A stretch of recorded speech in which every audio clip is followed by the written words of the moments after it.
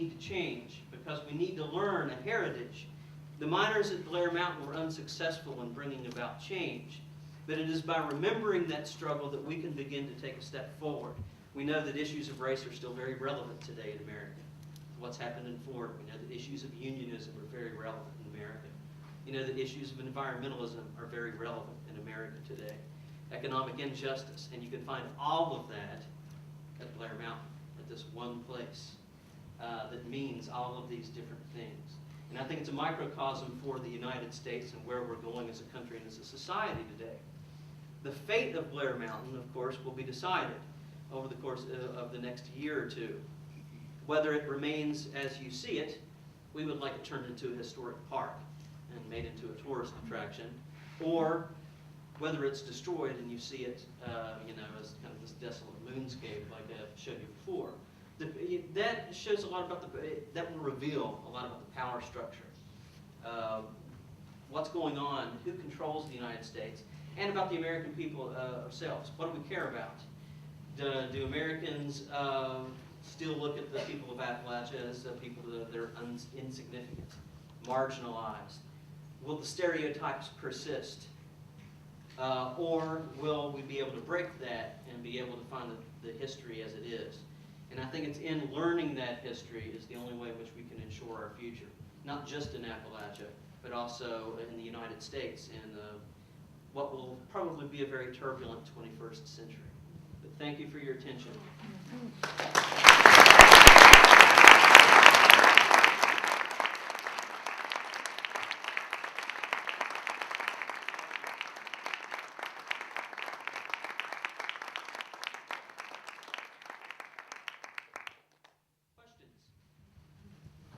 Your credit to your grandfather, is your job secure? I still have it. Yes.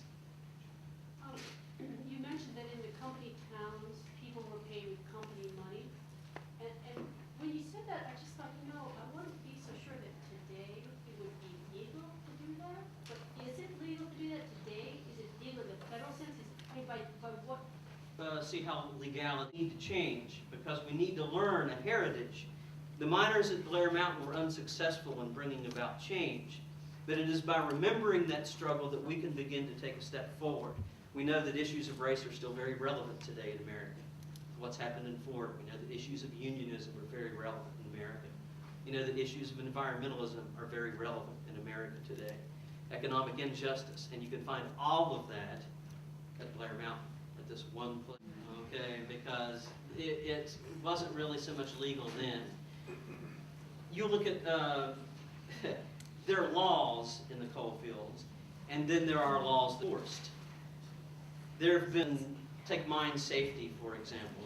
Just a couple years ago, you had 29 miners die at Upper Big Branch in a mine explosion. And just last month, a huge piece of legislation on mine safety was passed in West Virginia. They're talking about how the mine's going to be safe again. There have been laws on the books for a century to protect miners. Those laws are not adhered to. They aren't followed. They are not enforced. And because of that, and every time a big disaster happens, they pass a new slurry of laws. And those laws are ignored, just like the time before. And now I'll mention one more thing about mining disasters. It's not nearly as bad as what it used to be. Between 1880 and 1920, this is an amazing story. Miners suffered a higher than the force in World War I. You had the Germans in Europe than you did working in a West Virginia coal mine. Mining disasters were very, very frequent. So, no, it wasn't legit so much then, but it happened anyway. I mean, the mine guard system itself, the company could have and enforce their rule. The mine superintendent, he filled it out for you. There's still quite a bit of voter fraud that takes place. And if you think that voter fraud in West Virginia, what does that mean to somebody in Maine? Well, take the 2000 election. It was so close, and West Virginia went for Bush for one of the first time, only a couple of times in the 20th century. West Virginia went for a Republican, but they went for Bush. And so, if you think that voter fraud doesn't mean anything, and in a small state, it can have big ramifications for the country. Yes. I ran into a man in New York who was a manager at a bulk carrier operation out of Baltimore that was shipping 6 million tons of coal from, I believe, Appalachia to China. Oh, yeah. And as we, over time, decrease the amount of electricity produced by coal, and basically, outsource the coal, or, insource it into China, whatever you say, you have to look at this as part of an international system as opposed to a national system, the same way as the Chinese rare earths are, incredibly polluting in the mining there, but feed into all the high-tech products that are being generated. So what you have here is something which unfortunately is not going to be reduced by reducing the amount of demand for coal in our own power generation, because China will go on forever eating our coal. Yeah, and it's metallurgic coal largely that's going to China and India increasingly also. And Alpha Natural Resources, the largest coal company in Central Appalachia, is aggressively pursuing that. And you're right, it is a part of a global system now. And I mean, coal exports, we've been shipping coal overseas for a century now, particularly during the 2 world wars.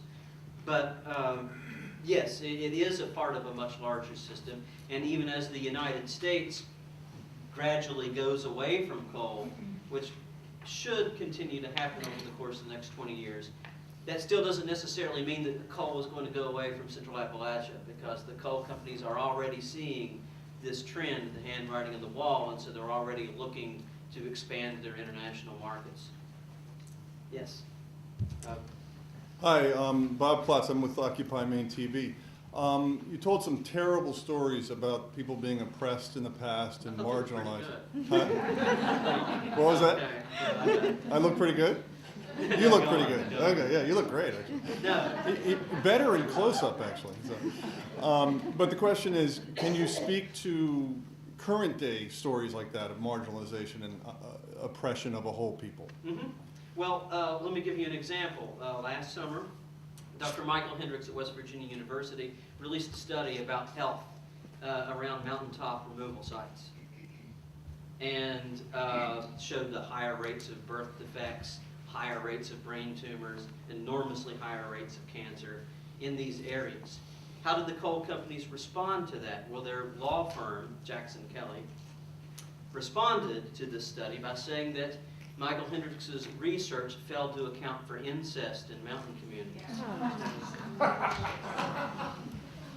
And so, I mean, they're still using the stereotype for that marginalization.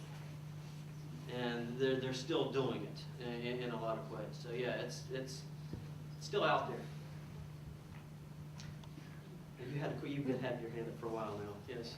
Well, thank you. My husband marched with you last year, and I watched your presentation before he asked to go, I'm not sure I would have encouraged his participation. Really horrifying to know that this goes on in our country now. But I'm wondering if you could give us your prediction for the next chapter. If you see the union strengthening again, do you see alternate economies developing that might give the citizens some more choice? You know, there's a lot going on behind the scenes, and I had a wonderful discussion with some students here earlier this afternoon about the coal fields and about the culture that exists there. And when I'm teaching my classes, they're hearing about this stuff for the first time, just like you're hearing about it for the first time. They live in the same region we're having, but they've never heard this stuff. She's talking about it for the first time. Well, still, like, there are many people in here that are hearing it for the first time. And so, it's, as they hear about it, they're going home and they're having conversations. They're realizing that they're beginning to see the world around them in a new way. And it's not just, I'm not saying that it's just happening in my classroom. The march itself, it was much more than, just simply a protest, but it was also kind of a walking conversation with the community. And every single household was talking about it all throughout the coal fields. It was the discussion of pretty much every dinner table. It was the discussion at the water coolers in the offices in Charleston. Everybody was talking about it. The radios were talking about it. And so we're able to have a discussion in public that was not possible before. And that's a step in the right direction. Does that mean we're going to win? I don't know. I don't know what, I don't have a little crystal ball, so I can't really tell you. But I know that I feel very positive. And there's a lot of people that are still afraid. There's an enormous amount of fear of the coal companies and of the intimidation. I have people in my college, faculty members, and people in the administration that will come into my office and shut the door behind me and say, whisper, and say, what you're doing is great. It's just great. We just love what you're doing. Please don't tell anybody I said that. So there's still barriers to overcome. But one of the things that you have to do is we have to tell the history. We have to use education. Education is a big key. And we have to show people that this is in fact a democracy and you can speak your voice. And sometimes there may be consequences to speaking your voice, but to do so and to do so without fear is very important. Okay, lots of hands. And you're in the front so I can see you. Yes. When you talked about Martin Luther King Jr. Yes. and talking about the bringing the poor people and the minority people together, is there any discussion amongst your group of people about getting together with the fracking, the anti-frack? Oh goodness, yes, yes. Community? Yeah, now the question was about the fracking community, particularly with the Marcellus Shale, and how many of you are familiar with the natural gas industry and the fracking that they are proposing. Yes, there is very much discussion going. There's a lot of discussion going on. But the big problem is there's an assault in the southern portion of the state with mountaintop removal, and it's a very tough battle. And we don't have the resources to fight this battle and fight the fracking movement. But there is talk of joining forces. But you have so many different groups. I mean, there are so many different activist groups out there in Appalachia. Dozens, it seems like. And they're all small groups, and they all have their own little agendas, and getting them all working together and coordinated is very difficult. But the March on Blair Mountain, again, was something that did bring a lot of these groups together in coordination.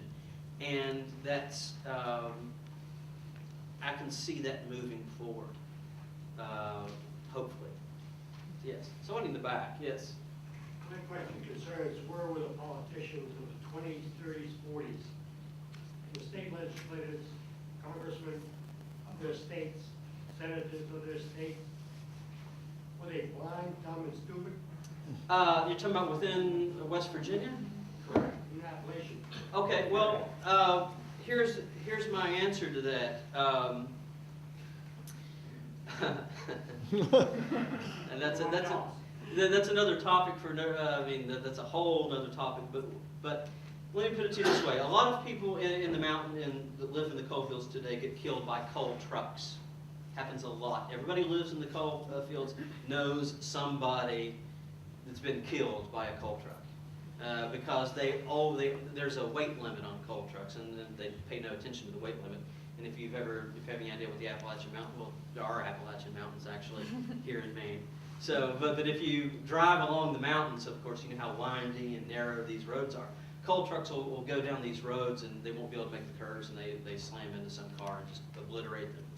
And so a lot of people have died. Now, why do I bring that up? Well, activists came together to lobby for a bill that would put heavier restrictions on coal trucks and on the amount of coal that they could put in. The coal industry, in reaction to that, this was in 2003, the coal industry, in reaction to that, put forth an alternative bill that would raise the minimum weight that you could put in a coal truck from 65,000 pounds to 120,000 pounds. It passed. The coal industry bill passed. And the coal industry made hundreds of thousands of dollars in donations to every single person in Congress that voted for it. So if you vote for the coal industry, then you're going to get a lot of money. And another good example of that is Jay Rockefeller, who is a senator, U.S. senator. He came to Appalachia in the 60s as a VISTA worker, one of these volunteers in service to America. And he eventually ran for governor in the state of West Virginia. And it was right when a kind of a primitive form of mountaintop removal had begun in the 70s called strip mining, which is pretty awful too, but it's not at the scale of mountaintop removal. But anyway, Rockefeller made a very public statement on camera, said strip mining is awful, it's horrible, it's bad for the environment, it's going to ruin the economy, it's going to depopulate the area, all these things he said about it. He lost the election. The next election, he was for it. He's not lost an election since. So there you have it. Take, well, that's a lot of hands here, okay. Way in the back. I'm trying to get the back first. I was just a living in Moundsville. Oh, yeah. And, all the farms around have been sold now because it's natural gas that's fracking it. She claimed that the coal industry is going to pass it. The natural gas will be the thing of the future. Well, it certainly is going to be the thing of the future in the northern part of the state. The southern part of the state is still largely coal, but I can see natural gas. The coal industry, by the way, doesn't like the natural gas industry. They don't like any other industry, but they. But yes, natural gas very much could be the thing of the future in that region, and there are all sorts of issues with that, particularly water issues, if you're talking about it from the environmental perspective, but also from an economic perspective. It's going to create, again, there are commercials about the gas industry, the Marcellus Shale, all the time in West Virginia. I mean, all the time, promoting it, saying it's going to be great, it's going to be wonderful, it's going to be safe, there's going to be all kinds of jobs created. So there's this huge public relations campaign, and it's going to happen. It's going to be very tough to see how it will be regulated, but they can promise jobs in a state that is among the poorest in America. And if you can do that, then it's a trump card. And people don't look at things as real economic diversity, job creation for people with college degrees, all of that kind of stuff. And it's, the natural gas industry will be a very important player in years to come. Take a couple more questions. I think everybody, Brownie here wants to say a couple of things, and so I want to bring him up in a second. I'll take two more questions here. Okay, you sir, I'll get you next, man. The labor movement was obviously responsible for huge social change, and you described it as becoming top-heavy. Prospectively, how do you see social change occurring with a labor movement that is weak at best? And not to make it too personal, but when Trump was running the mine workers, and he was one of the top-heavy guys, now he's running the AFL-CIO. Yes, he is. What makes you think that things are going to get better? And, if I may add one other thing, your grandfather and others were willing to stand on the line, be shot, go to jail. You said that they created a middle class. But we now have a middle class of labor leaders who are not, they have a lot to lose. That's true. Okay, so what's the solution? How do kids get educated? And then where do you find people who are willing to fight the money with votes? It's good questions. I don't have all of those answers. You mentioned education, and of course I obviously believe that education is important, but I think that things like this are very important. Being able to have, and there are a lot of people I see from the community that aren't just students that are here, to listen and to be engaged in this conversation. And I think it shows that there is an interest, that there is a concern, and that is at least a step in the right direction. But you're right, I mean, the guys that I've talked about here were willing to live in tents And a lot of people today, you know, are hardly willing to go without a flat screen. So it is a different mentality. And we may have to see the economic conditions in this country become worse before you're going to see a stronger push back. But, you know, if I had the answer to it, then I would have been saying it for a long time now. But they are very difficult questions. But I do think that education is one way. And me being an educator, I'm going to try to do my part in that. So, yeah, one word this plate has been. I was just curious about your perspective on why, I mean, I think maybe some of the answers are obvious, but I'm curious to hear about how you would more specifically remark about the environmental injustices created by mountaintop mining, and why why federal regulators seem completely powerless to stop what's so obviously appalling. I mean, there are things like a Clean Water Act, there are Endangered Species Acts, Yes. and they're supposed to be enforced at the federal level to some extent. And there's such appalling neglect. Why is that happening? Same, I guess it's the same reasons, but. There are a lot of really nasty reasons why that doesn't happen. You know, yes, there are federal regulations, there are laws that are supposed to be enforced, but things don't quite get enforced in Central Appalachia for a lot of reasons that I could give, but that have to do with kind of illegal things, if that makes any sense. There's only so much I'm willing to talk about, but there's a lot of things that go on that prevent any kind of intervention on the federal level. And also, Appalachia isn't that important to most Americans. I mean, it isn't. Because the stereotypes are still there. It's still a place where the people are thought of as less important, as, you know, not that big, you know, they're still thought of as backward, isolated, ignorant, all of these kinds of things. And so if they're backward, isolated, ignorant, why don't they do something about it? You know, why don't they stand up to it? And, you know, there are a lot of people that don't even know that mountaintop removal exists across the country, much less how much harm it's doing, because it doesn't, the word doesn't get out. And so there's a lot of corruption. I mean, that's just the easiest way to say it. There's a lot of corruption that's there. And because of this, it prevents a lot of changes. And you have, a year ago, the EPA actually shut down the Spruce 1 mine, which was the largest proposed mountaintop removal site ever.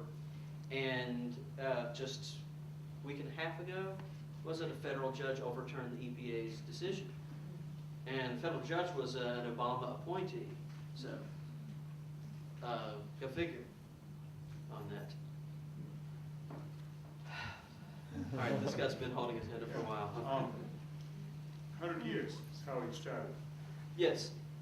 And power and control is usually centered often around communication. Lots changed in 100 years. I'm interested in your perspective, as we've seen in the Arab Spring and all. I think you pretty much already answered the question. It's all power and control. But how do you see digital media, social media and all, getting information out and affecting? Well, let me tell you what. When we had the march last year and they shut down our campsites, what we then were faced with is we were going to have to shuttle everybody back and forth. We were going to have to march 10 miles, and then we had, you know, a bunch of vans and cars and anybody that we could find to then shuttle the marchers back to our march headquarters. Well, by Tuesday, we realized something. We were going to run out of money. So we didn't have enough money to pay for the gas to get everybody shuttled in. We were really facing a crisis situation. Well, we had a media team in the march. The march was actually very organized. We had cooks, we had medical staff, we had a media team, and they had a virtual march going on. We're constantly doing things on the internet. And I wrote out a blog. They emailed it out to who knows how many people. I don't know, they were, all of them were between the ages of 18 and 21 and knew more about computers than they were. And so they were doing all of these things, and basically we made a call out, we need money, we don't have money, and then they set it up to where people could donate online. Got $10,000 in one day. And that enabled us to finish the march. So it helps. But that's only part of it. I mean, you can over-glamorize the internet and Twitter and how those things can be effective. If you're going to have real change, though, in Appalachia, you've got to have, you got to go from house to house. You got to have conversations with people, and you have to talk about a world in which you can diversify an economy. We can find another solution, and you have to earn people's trust. You have to show. There's stereotyping of the people of Appalachia, but even within Appalachia, there's stereotypes of people that are against mountaintop removal, that are for things like saving Blair Mountain, that they're all hippie tree huggers that, you know, smoke too much weed and sit in drum circles, you know, and all of that kind of stuff. So we have to break stereotypes too in order to be able to, and the computer can only do so much. So that's it.